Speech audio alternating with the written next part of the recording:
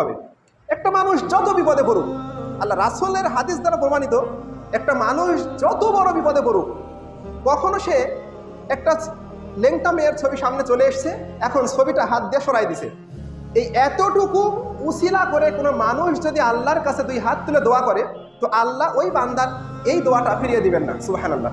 তার মানে বিন্দু পরিমাণ জেনা, কোনো মেয়ে রাস্তা দিয়ে হেঁটে যাচ্ছে, এখন আপনি প্রথম দৃষ্টি দেওয়ার পরে মনে হচ্ছে মেয়েটা অনেক সুন্দর, আরেকবার তাকাই, হঠাৎ করে মনে হলো যে আমি যদি আরেকবার না তাকাই তাহলে আমি আল্লাহর আরশের নিচে ছায়া পাবো। সুবহানাল্লাহ।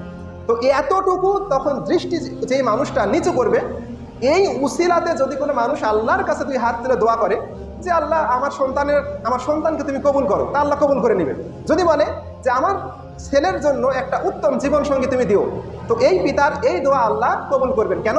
ওই জেনাটাকে দূরে সরে দিয়ে আল্লাহর ভয়ে ফিরে আসার কারণে, দ্বিতীয়বার আর না তাকানোর কারণে, এরপরে যেই উসিলা করে আল্লাহর কাছে দোয়া করলো, এই কারণে তার দোয়াটা আল্লাহ কবুল করে নিয়েছে। সুবহানাল্লাহ। তো আমি বলতে চাচ্ছি